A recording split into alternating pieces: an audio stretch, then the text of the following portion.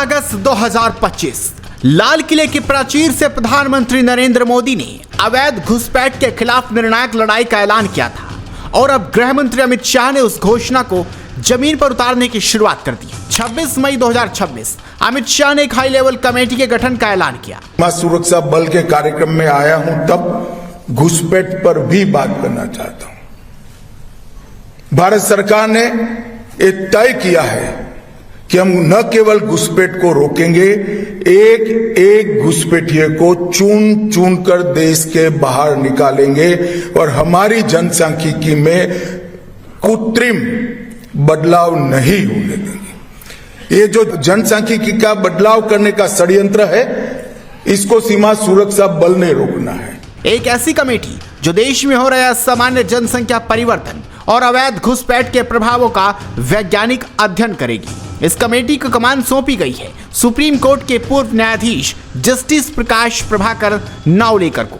यानी अब यह मुद्दा सिर्फ राजनीतिक बहस नहीं रहेगा, बल्कि संस्थागत, कानूनी और प्रशासनिक कार्रवाई का हिस्सा बनेगा।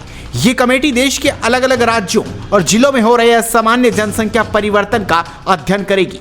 किन इलाकों में कितनी आबादी का पैटर्न बदला, कहां अवैध घुसपैठ के कारण सामाजिक संतुलन प्रभावित हुआ, कहां फर्जी दस्तावेजों के जरिए पहचान बनाई गई और कहां प्रशासनिक ढांचे पर दबाव बढ़ा। इन सभी सवालों की वैज्ञानिक जांच होगी। सरकार का कहना है कि कुछ सीमावर्ती और आंतरिक जिलों में एक विशेष समुदाय की आबादी में अचानक तेज वृद्धि देखी गई है और ये सिर्फ सामान्य जनसंख्या वृद्धि नहीं, बल्कि योजनाबद्ध और अवैध घुसपैठ का परिणाम हो सकता है। यही वजह है कि अमित शाह लगातार सीमा सुरक्षा को लेकर कड़ा रुख अपनाते रहे हैं, चाहे पाकिस्तान सीमा हो या बांग्लादेश बॉर्डर।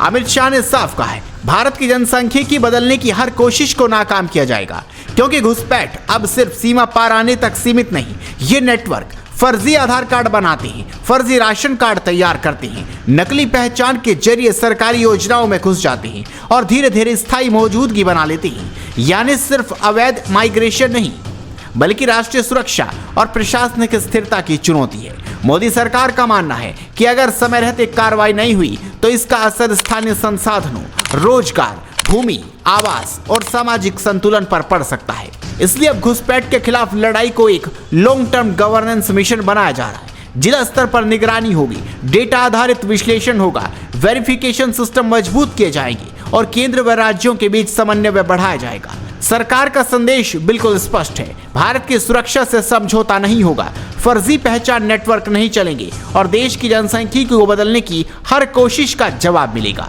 अमित शाह का एक कदम सिर्फ एक कमेटी का गठन नहीं, बल्कि भारत के भविष्य को सुरक्षित रखने की एक संस्थागत शुरुआत माना जा रहा है।